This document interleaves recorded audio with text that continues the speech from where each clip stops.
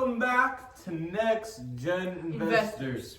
We're basically two teams that break down the stock market Every single week. We cover our last week's stock picks, what happened in the market this past week, what's coming up this week, and our stock picks for this week. Let's get right into it. For last week, my stock pick was Chevron or ExxonMobil, and they dipped a little bit, but I'm going to assume that they're going to rise, so I'm going to hold on to these. The main reason for this is, actually, I don't know.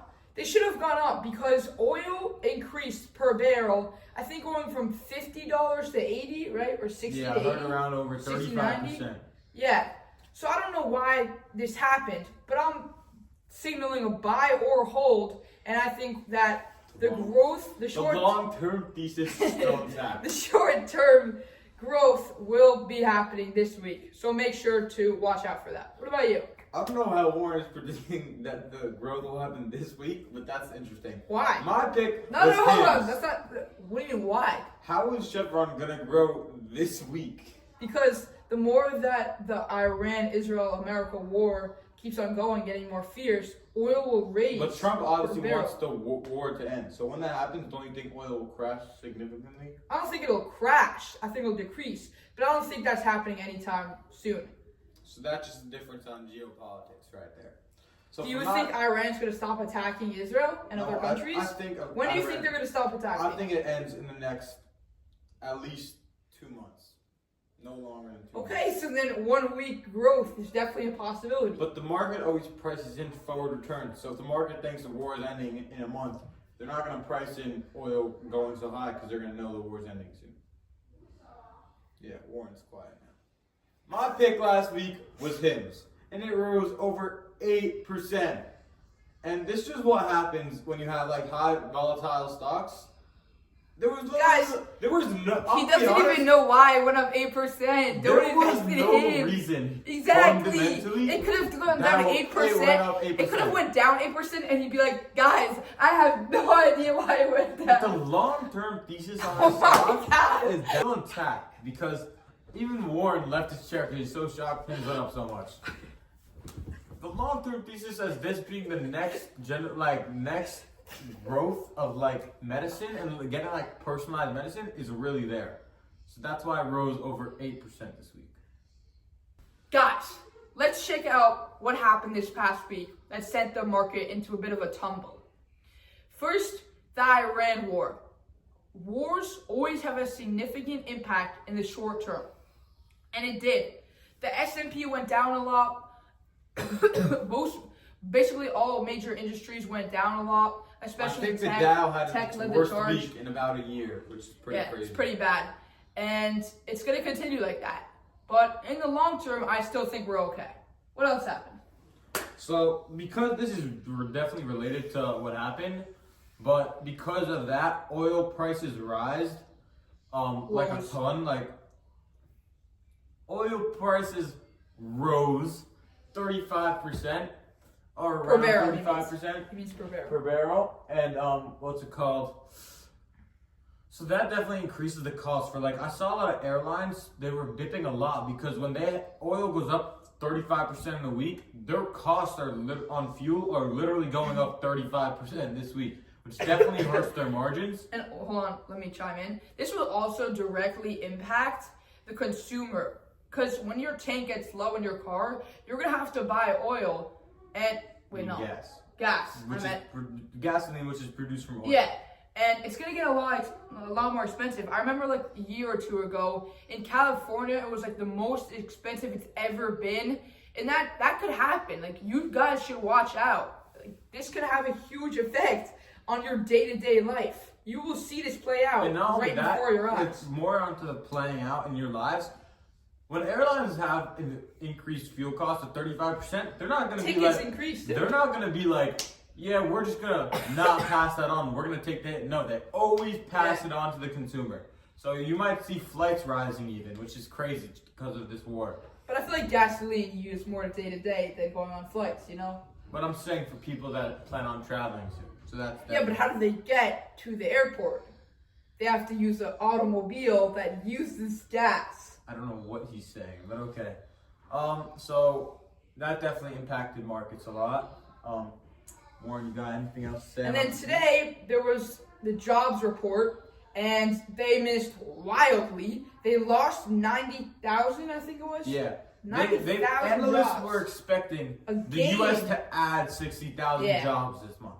And then they reported the U.S. lost 90,000. This is one of the most craziest job reports misses I've seen in a long time.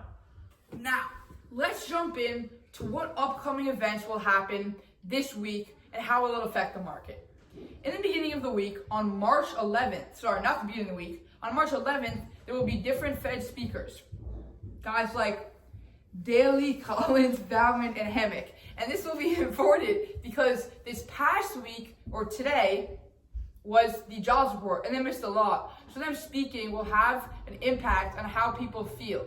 And like what they're gonna say about like risk of a recession, because we know when jobs are going fast, that definitely increases the risk of a recession. Yeah. So on like the data and like economic calendar, there's a bunch of things. We got ISM services, PMI, retail sales, but the most important is definitely the CPI, because that really tells us how inflation's been doing. Especially, it's gonna matter because of like oil spikes, and we'll see. Because when oil rises, that usually means inflation rises too. And we know that the jobs report just lost. So if we see jobs getting lost and inflation going higher, that is literally the worst situation ever for the economy. And wait, before you continue, I just want to chime in. The stock market has dipped pretty much, like a lot, but I think it can go a lot further. There's multiple things that have affected the market. Jobs report, the war, and now CPI. These are three major events that could trigger a recession. Like, this is really big news. Huge news. Okay? You agree? Yes, it is huge news. And then obviously this upcoming week, any reports on like advancements in the war, how that's going, is definitely going to impact markets a ton. Now it's time for the best segment of the week, stock picks. So for my pick, I'm going with Adobe stock. Their stock has been hammered, down over 55% from their recent highs. And their fundamentals have literally shown nothing relating to why this has dropped. It's mostly just because AI is going to replace it, which makes no sense at all. Why does that not make sense? It does make sense that you can create this, but graphic designers still like to have that control and like pinpoint precision control that AI just is nowhere close to getting. And if AI, and it could actually tie into AI. Let's say AI makes an image for you, and you want to change this one little thing that AI is not going to be able to catch. You put that into Adobe, and Adobe has crazy AI features. Like their Adobe Firefly has been seeing rapid adoption on it, like crazy numbers, because everyone's using it. They have generative fill, they can create images in it, and when you have the best models on there, why would you ever go to someone else? And they report earnings this week. I think their stock's poised to rise. Okay. My pick is going to be to sell your stocks or buy oil. Those are my two picks, because the market is going to come in. Why would you buy oil after it's up over 40%? Because I think it's going to go up more. I actually saw at the beginning of the week, someone predicted oil was going to hit 90 a barrel. And I was like, no way that's happening. And bang, it happened. Now I see people predicting that oil is going to hit 125, 130 range. And honestly, maybe I'm sounding crazy, but I think that's not a bad suggestion. And I really think that either selling other stocks or solely investing in oil is a great idea for the short term. In the long term, that's not a really good idea. But for the next 1 to 2 weeks, I think it's good. I think that's an absolutely horrible idea. Okay. As I think there's definitely a ton of opportunities. In my favorite opportunities currently are going to be software stocks. So anything really in like the that short term, IGV index. I'm taking oil over software. I'm definitely taking software stocks. Over oil in the short term? These are like momentum stocks. You're pretty much gambling. You don't know anything. It's backed by no fundamentals. And there's nothing you can need really fundamentals. track. You need the news. News changes the stock way more than You don't fundamentals. know what's going to happen with the news, though. You don't know what's going to happen in any stock. No, but you can project based off their fundamentals and their management. You can also project based on news. How would you project something off of news? Please elaborate.